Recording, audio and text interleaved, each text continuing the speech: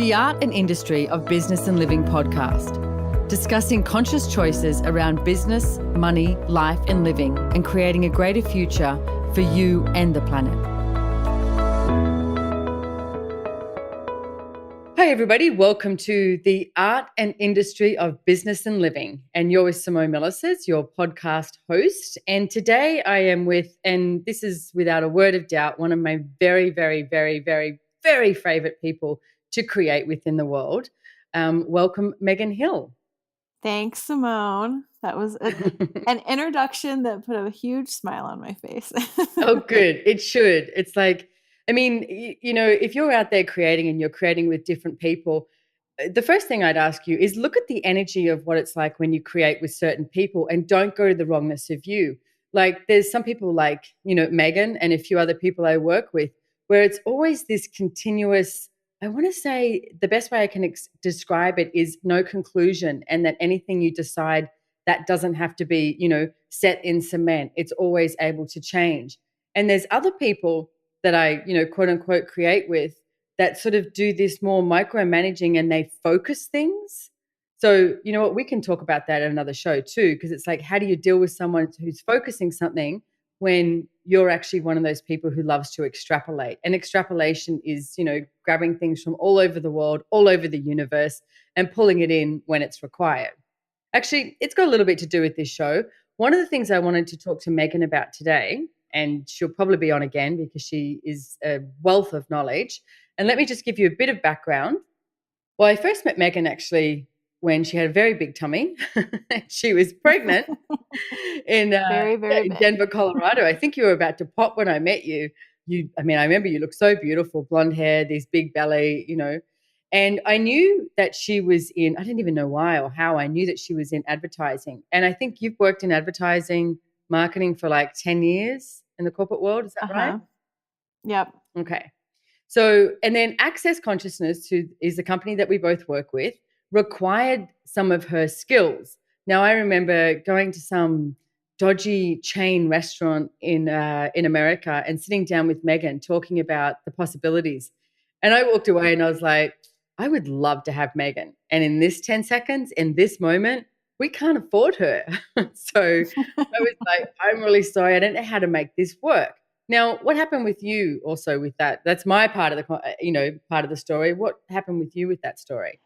At first, I thought I just didn't want to do marketing or advertising anymore. I thought I was burnout and done. And then after I had my baby, basically, like you realize, okay, I don't really want to be a stay-at-home mom. I started looking at what it is I wanted to do. And marketing was it's something that I love. And marketing and advertising, it's such a weird word that like lumps it all together. But for me, I love looking at business and seeing where people could actually invite people from a totally different place. Like most people don't even know how to do it. So I knew that I had a talent. I knew it was a capacity.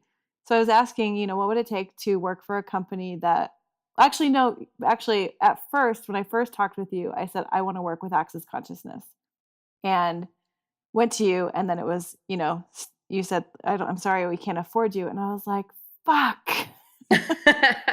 Like my entire, like, that would have been my dream job. And it was gone. You know, it was just like, damn. And then I had my baby and I was like, you know what? I didn't go back to the agency I was working at. And so I wasn't actually making my big fat salary anymore. And so I had to start asking again and get really clear on, okay, what is it that I'd like? And I literally almost took another job at an advertising agency here in Denver. And within a second, I remember someone asked me a question. They said, well, do you really want the job? And it was a no. And it was gone in a second. I was like the final contender.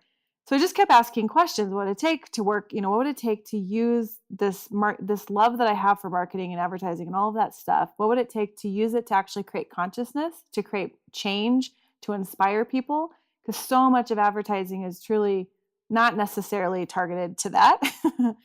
And also, and what would it take to, you know, like work with people, to travel? Like I had all these things. And then randomly someone who was doing social media with Access and Dane quit, I think. And then they called me and they're like, hey, you know, we can't pay you much. Would you be willing to do it for this? And I was like, absolutely. I'm sitting at home with my infant and I'll do anything right now. And I remember thinking, you guys have no idea what I'm capable of. So I'm going to take, like, I think it was like $1,500 a month to do something. And I'm going to show you what I'm capable of. Like, I just remember being like so determined. And so I started asking to do websites. I started asking to do all this stuff that wasn't necessarily included in my quote, payment.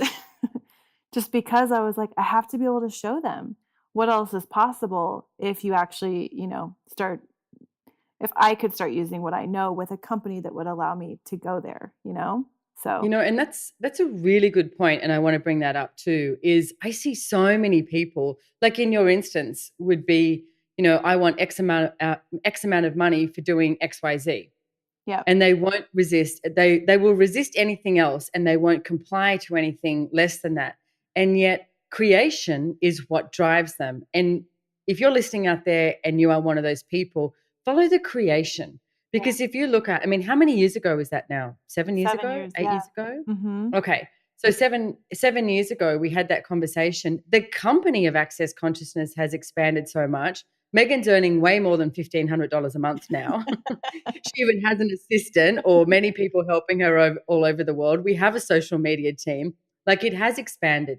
But Megan was willing to come in and create, Yeah, and not based on the money, just come in and create. And most of the time, I find that if people are willing to create and do what they love, the money shows up. And I know some people out there listening are like, oh, yeah, yeah, that sounds so corny or so cheesy, or, show me some proof, etc. If you're one of those people, then it's probably not going to show up for you. But if you're one of those people who just like to create and get in there and create, I want you to acknowledge what has shown up for you choosing to do that. And if you could wake up today and start looking at creation and ask, if I created just for the sheer fun and joy of it, what would I create today? And everything that doesn't allow you to perceive, know, be, and receive that, destroy and uncreate it.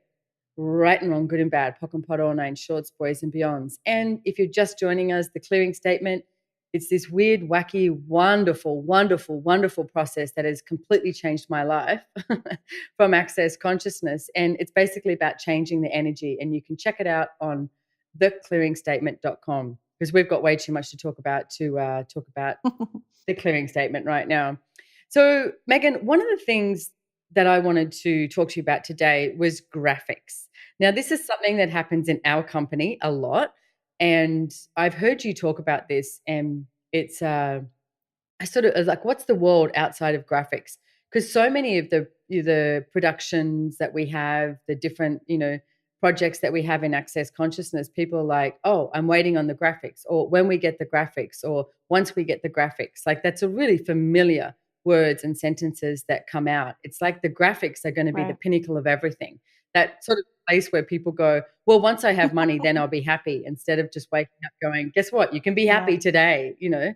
So what sort of advice or tools or anything can you, like, how important are graphics to people, to projects, to a business? Here's the thing I'm not supposed to say.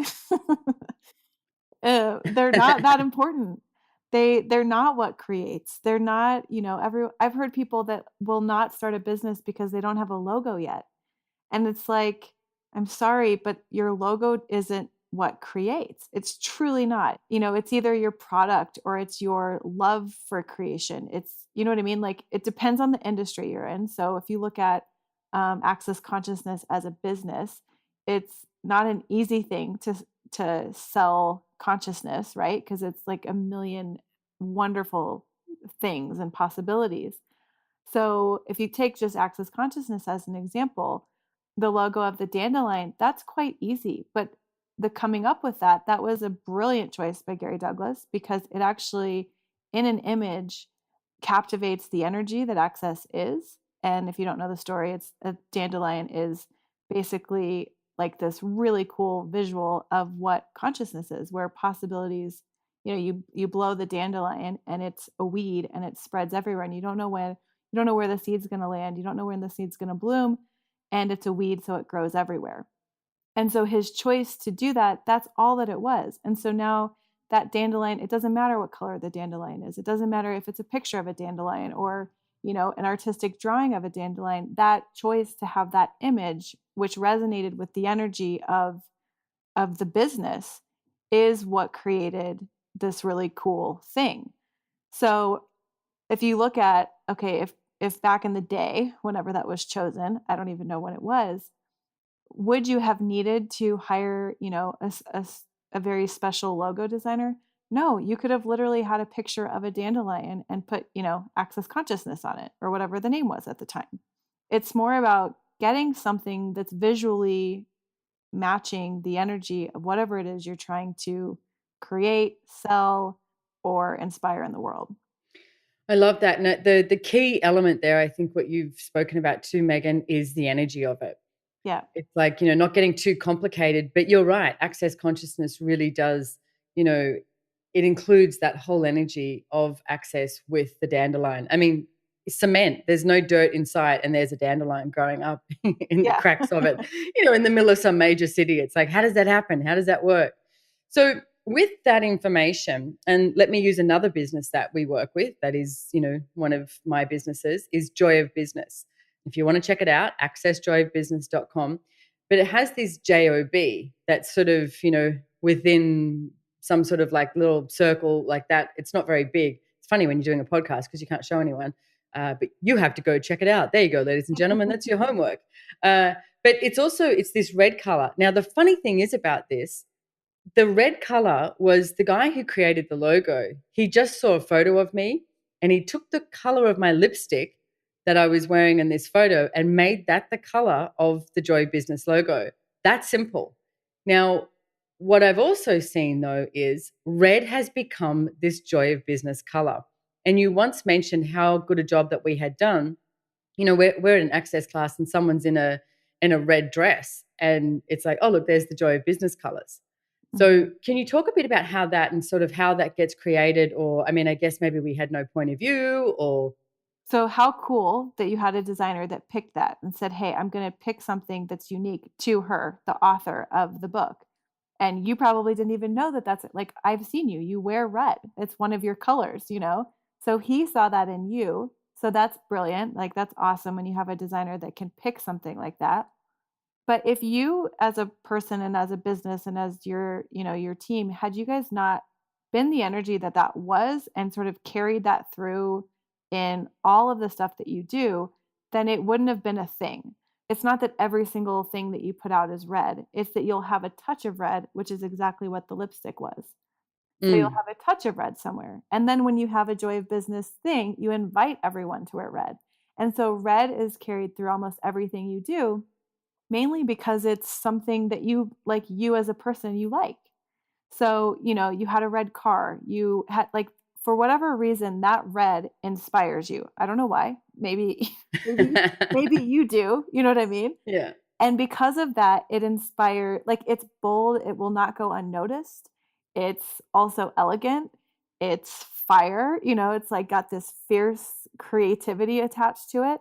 So you could assign all those things, but the beauty of that choice is that it had nothing, you didn't sit down in a boardroom and like write out all the colors that, make you happy, which is what a lot of branding experts will have you do, is like discuss and analyze for days what would be the right color choice rather than just choosing something that's simple and actually has something within you. So, anyway, it's really cool and it wouldn't have worked had you not kept it going throughout the years. So, Right.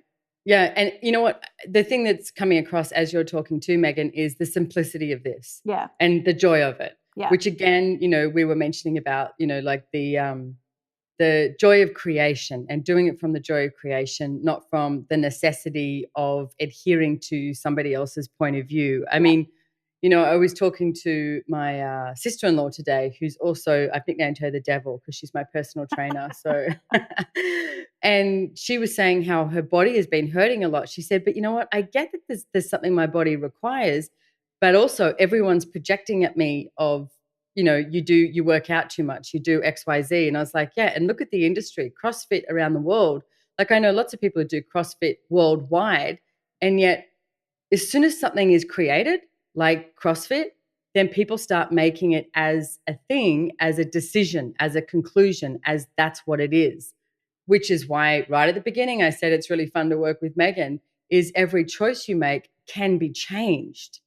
And it's like, you've got to look at that. And I said to her, well, what if you did CrossFit different? What if every day you went in there and you pocked and potted, which is part of the clearing statement, how everyone else was doing CrossFit, and you asked how your body would like to do CrossFit? Because she loves it, but she comes out with this pain and she's like, I don't even know what's going on. Like, it's not hers, and, all these tools. But that's what people do in industry standard. It's like, well, you've got to spend X amount of time on making sure you get the right graphics, or making sure that you get the right color, etc. I mean, I know McDonald's did a whole thing and saying that yellow and red is visually something that people, see all the time. Right. They're the two colors that go together. And I mean, what's your point of view on that? Or do people need to look at that? Or is it just like what's fun for you? I would do both, like if you McDonald's, if you look at, there was that brilliant movie that came out recently about McDonald's, and everything he did was, looking at what would sell the most. And so cool, if that's what you're after, then maybe dig in. You know what I mean? If you're selling dollar, 99-cent hamburgers and you need to find the best way to take it worldwide, then maybe do some research. I used to do some marketing for retirement living communities. And what's funny is most of the people working on those campaigns were college age, right? So marketing to senior citizens from a college age perspective got really interesting because they would use too small a font. They would put white lettering on a black background, which is actually really hard for seniors to read. They would use stock photos of like really happy fake seniors, and the seniors would call bullshit in a second, because that era at the time, it's like they didn't want to see fake advertising.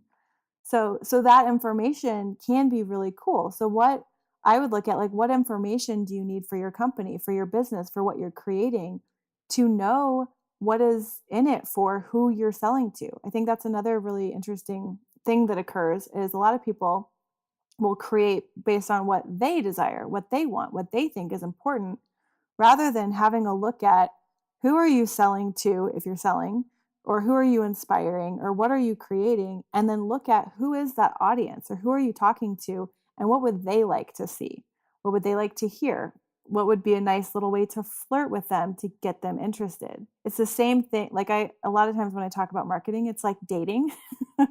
So you can't just keep pushing who you are or what you're selling at people. You've got to look at what's in it for them. What would, pique their curiosity? What would tweak them? What would hook them in a way to actually get them to look at whatever it is you got going on? Now I'm just thinking of you going out on a date, like with like what's going to entice, what's going to hook Exactly. them, what's going I to was very entice good them. at Yeah. dating.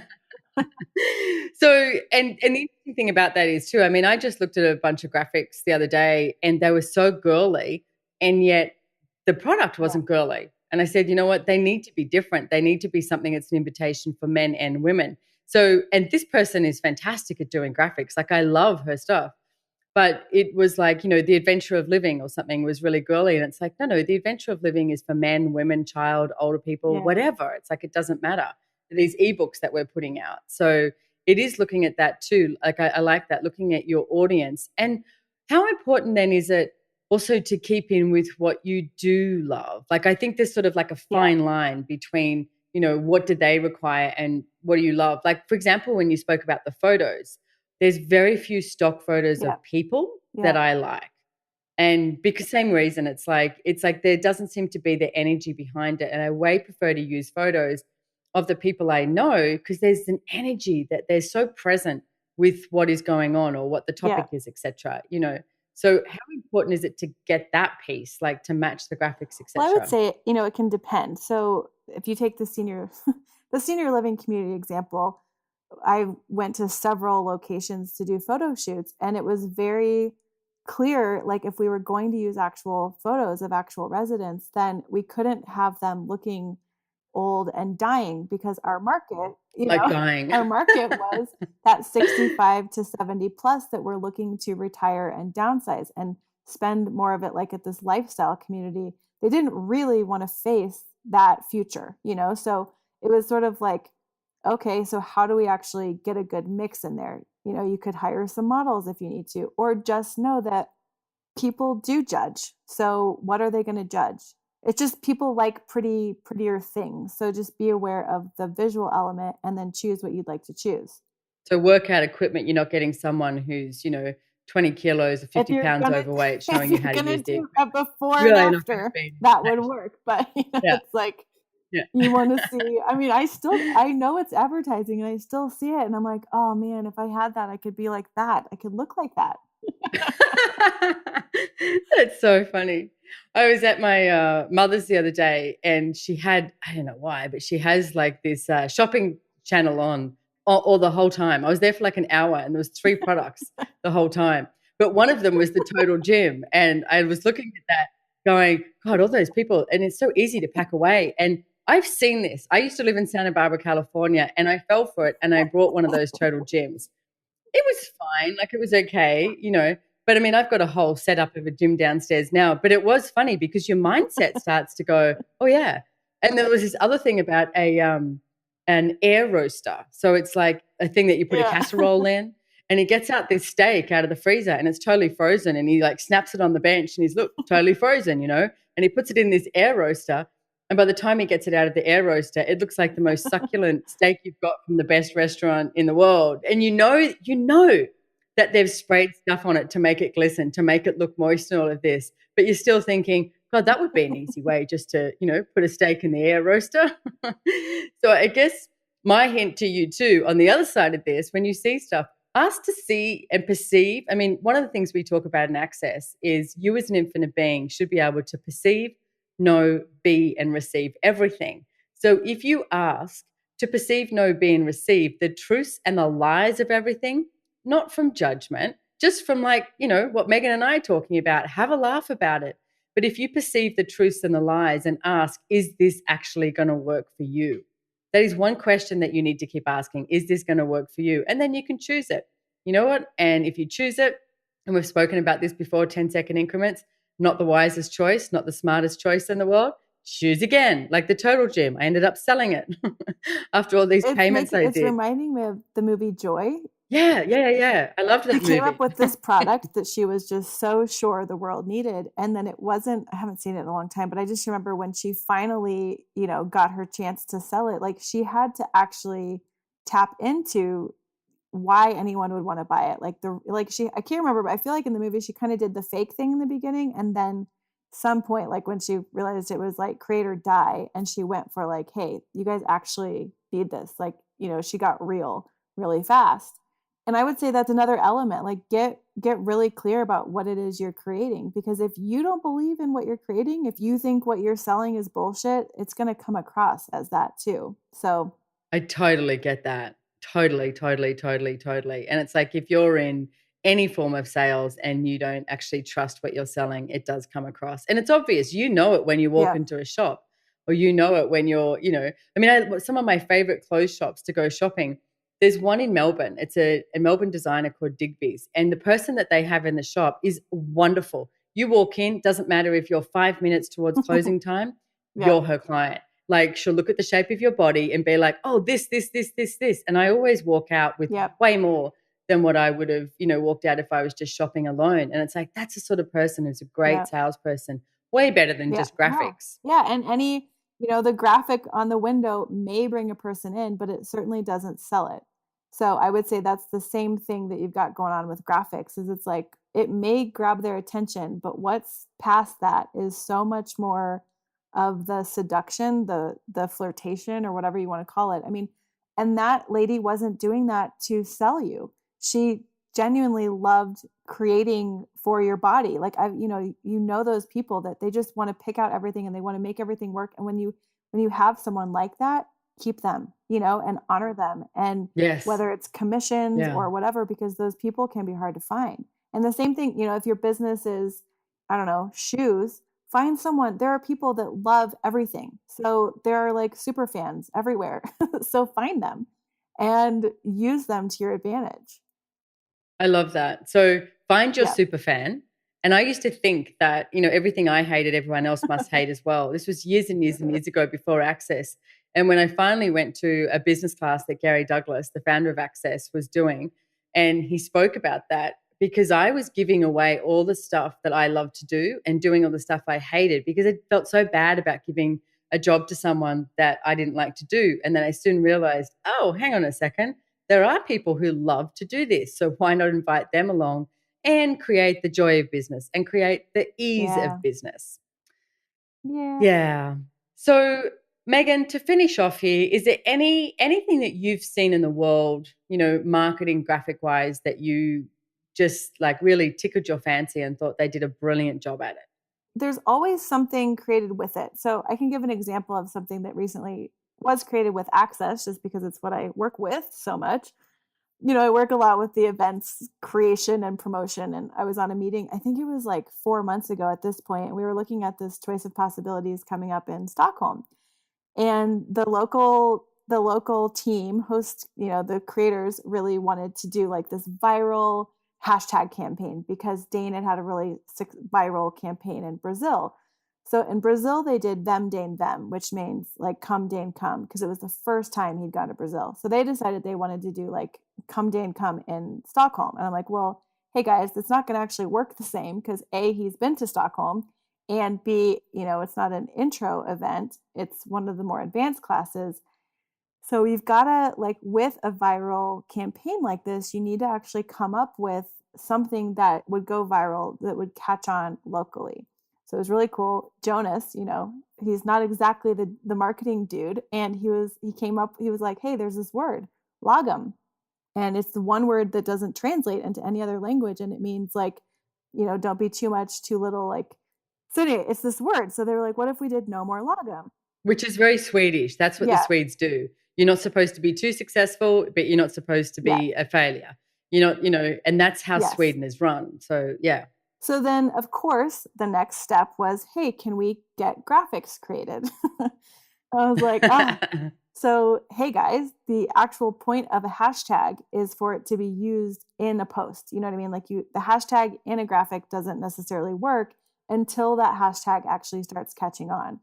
So what I recommend is that you actually like take pictures of you being no more logum, being too much, being outrageous, being you in the face of others or whatever that is. Have parties, like have no more logum parties, have like get together with your friends, like come up with ideas where you could use images and pictures to be the energy of no more logum, because that will create far more than just a graphic that says no more logum. And so I could tell in the beginning, some of them got it, and it started just catching on and catching on. And it's just been this nice little soft thing going on with just within really Sweden. And so I was like looking at something online today, and I found this article that was written about a month ago of the new trending word in Scandinavia is lagom. And that it could be this new lifestyle of balanced living. But then at the end of the article, they're like, but there's even this whole group of people that has a hashtag no more logum because they find logum to be very boring and uninspiring, because it's the energy of it. It's like it's the invitation to be too much in a culture that's encouraging you to fit in. And so that's the energy. Like that's what I'm talking about. Like you can create the no more logum graphic, and what are you going to use to create? Like what are you going to create with it? So every single time someone wants to do the graphics, it's like, cool, we can create the graphics because yes, that helps. It's visually stimulating. It catches people's eyes. And what are you going to create with it? And so that's what I ask I love everyone. that. And again, that whole story goes back to Yeah. the energy of it. Yeah. They're being it. They're being the energy of what they wanted Yes. to create. So graphics can be great for visual, but it's about you being the energy of what you desired to create. Back to that Yeah. dating. It's like, what are you going to do? Are you going to talk at the person, or are you going to create some sort of, Yeah. intrigue? It's Are you wearing the my assistant. sexy cocktail dress and heels, or are you actually being the energy of an invitation that they want to talk to? Exactly. One of my assistants here in Australia, she went home yesterday and she said, I've got to go talk to my daughter, who I think is 14. And she's apparently, really liking this boy. And she said, Mum, what do I do? When do I call him? And she said, never. Yeah. And she was like, but Mum, I want to call him today. And she was like, no, don't call him. And I was like, tell her Simone agrees. Like, and it's so funny because Brendan, my partner, when he first started texting me, I was living in Santa Barbara, California, and he would text my Australian phone, and I would look at it like once or twice a week. So I would look and I'd go, oh, that guy's text me, and I would answer back and I'd put my phone down, and then I'd look at it 4 days later. And I swear to God, if I had texted him every day, we might not be in the relationship we were in now. So here you go. This call's also about how to create a great relationship.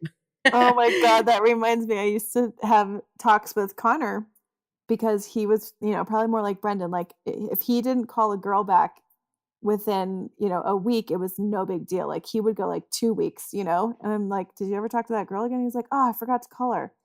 So I had done an entire like paper or something in college on the difference between men and women and how they communicate. And I did this whole study on how women expect, like, if you don't call a woman back within 24 hours, they start like freaking out. So by the second day, they're like, oh my God, why doesn't he like me? What did I do? By the third day, they're like, oh, I can't believe that he didn't call me. By the fourth day, they're like, F you, basically by the sixth day, they're like done moving on. So I was like, so Connor, you got to call him at least by like the fourth or fifth day because otherwise you're going to like totally lose them. He was just like completely blown away by the entire concept of a call and within 24 hours, Oh, I love that. Oh, I'd love to have you on again, Megan, to talk about that whole Yeah. scenario in your paper that you wrote. Because, I mean, Brendan tells me stories about how when he was younger, and because he loved surfing, and he'd like make out with this girl, and then he'd go surfing. But he said they'd want to make out again. And I was like, I'm going surfing now. Like, and he said it always confused me. I was like, why? We did that. Like, Yeah. it's done. Like, goodbye. I'm going Yeah. surfing now. So, yeah, they totally do look at it But in a also very different use that, way. use that in because it's really how you're dealing with people. So, a lot of times we talk about like the push and pull. And what I see a lot of people do with creation is they're so pushy. It's like, what if you just sat back for a little bit and ask, when do I need to make that next, if you're a salesperson, when do I need to make that next touch point? When do I need to make that next call? I know like I've been looking at houses lately, and if I even click on a link, I get a phone call within an hour. And that to me is extremely creepy. I'm like, dude, give me like a day, like to even wonder if you're going to call. So use that in your marketing, Right. like within your emails, within everything you do in social media, with, how much stuff you're putting out. Like, are you putting out so much that people don't even care if they hear from you because you're just so in their face? Like what is your like what is that relationship with your audience? Or do you have enough super fans that, they want to see you every 5 seconds? You may have that. Some people do. It's true. And that energy that we're talking about too. I remember once doing a foundation class, which is, one of the second classes you can do in Access Consciousness. And there was a guy in there from Melbourne, and we were talking about the energy pools and all the different ways you can use it. And he went, oh my God, he said, every 15, 16-year-old boy needs to have these energy Yes. pools. Because he said, when you're growing up and if you like a girl, you completely like push energy at her, Uh-huh. basically like, me sort of thing. Why don't you like me? Why don't you like me? I mean, I remember this boy used to kick me when I was in primary school. And my mother went and complained about it. And his mother said, I'm so sorry, but he's in love with Simone. And that's what he would do. He would come and kick me and run away. So there's all these different ways that you can. And energy pools, you can learn about it in foundation class. And, if you are interested, if you want to send us an email, we can, request to do a show on energy pools. But there's so many different ways that you can do that. And like that push pull, what we're Yeah. talking about, and doing it for your business and doing it in your marketing. When do you get it out there? When is it too much? And one of the things I'd just like to, lastly mention with that too is the copy. Tell me about the copy on adverts and how you see that being. Oh, you have lots of studies out there say you have literally 3 seconds to catch someone. So what is that that catches people? And I've had the great pleasure of having so many conversations with the amazing Gary Douglas. And at the end of the day, it's a question or something that puts people into question. And that's how you actually hook them. Also, not really having an agenda attached to it, but just enough of that, that pull that gets them to open.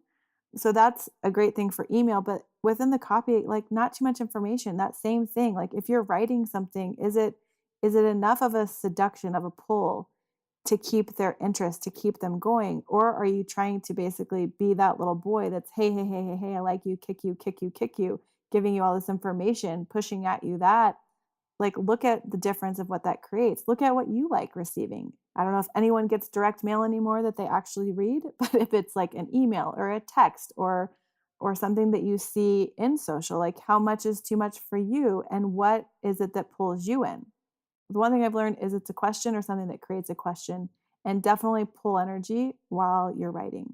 I love that. I'm going to say that one more time. So either a question or something that puts you into a question, because the way I see that working too is nobody likes to be told what to do. I mean, I hate being told what to do, but I do like being asked a question, and I do like looking at something that puts me into question so that I have Yep. choice. And I think that's what it comes down to too, is allowing people to have Yep. choice with your products, with your service, whatever Yeah. that is. So, how do you get that across in the marketing? How do you get that across in the graphics? How do you get that across like in your, social And when media? in doubt, what I have found works amazing is if you can't get someone's attention, tell them they can't have it. Use what is it? Reverse psychology. If you're just really trying to get someone to open an email, tell them not to open it. Seems to work a lot. Nice. Hey, I've got another thing when you're in doubt from Drink Gary it out. Douglas. Drink it out. When in doubt, drink it out. You can come up with some really great marketing ideas after a few glasses of wine. Oh, you can. And it's true. It's like when in doubt, drink it out, have a drink. It's like Yeah. relax. It's like life isn't meant to be hard. Business is not meant to be hard. It's like, you know what? If you're not having fun with it, change it. Yeah, and look at the successful companies out there. Like if you look at like airline companies, it's the ones that are having fun. If you look at businesses that are having fun, that's what people are like, they're really looking for that happiness, that joy. So be that in the world and see what happens with the business. So no one really likes the downer. I watched actually a commercial the other night on funeral sales, and the lady was just so I was like, I don't know how you change this one, but you could really use something else. Besides. But I mean, that's the projection in this reality that you have to be morbid that somebody died rather than, I know when my dad died, he was 92 and he was an amazing man and he lived a great life. So it's like you could put a spin on it of like being grateful for so grateful for the person that you had in your Yeah, life. What would you like to have for their final send off? exactly. You know, Exactly. but then that would offend some people. So, And hey, you might get a whole new market with that, you and know? a more fun market that do want to Exactly. have great, fun party funerals. Yeah. So, Megan, where can people find you?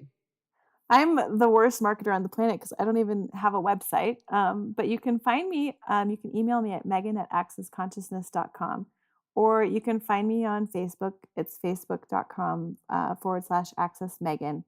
And I'm pretty much everywhere else. I used to have also like a little website, but I can't remember what it is right now. Well, you're also on accessconsciousness.com as a Oh, facilitator, yes. and you're also on accessjoyofbusiness.com. See, you can just find me, Google me. I think I come Yeah, up. yeah. So, And she's actually fun to follow on Facebook, etc. It's like I like looking at your posts, but you know what? I think it would be scary if I didn't like looking at your posts, seeing as you're our, head global marketing. if you're looking to hire someone for marketing, you may want to look at how they're doing marketing because that is a good telltale sign. Yes. So, So I'm very grateful for you coming on here. And actually, you're launching your podcast in October. Is that correct? What's the name of the yes, podcast? People can try and find that. it's going to be called the What Else Is Possible show. I love it. I like the way I said people can try and find it. But if you look on iTunes, if you know where you found this one, so the What Else Is Possible show with Megan Hill. Yes, and we'll have it somewhere. You'll find it. Yeah. It'll be awesome. I'll be interviewing all sorts of people, asking the question, "What else is possible?" in all sorts of areas. And So, see, we're not trying to do like the reverse marketing and go, oh, yeah, you can't have this. You have to find it. But isn't it a bit intriguing if you're listening now and you're like, yeah, okay, I do want to see if I can find this. Yeah. I'm just playing hard to get with the world right now. It's like it's all part of my master plan. Back to dating. All right. Thank you so much, Megan Hill, for joining me today. It's Thanks, been an Simone. absolute pleasure, and I will definitely have you on the show again because I just love I would be I would be so All right. grateful. And in the meantime, people, please join us next week for the art and industry of business and living. And you can find out more on my website, SimoneMilasas.com. That's MILASAS.com. or Access Consciousness, Access Joy Business. Again, Google me. The last name Milasas, it's very unusual. So there's no other Simone Milasas in the world. So there you go. Yay. All right. Thank you so much, Megan. Bye-bye. Thanks. Bye.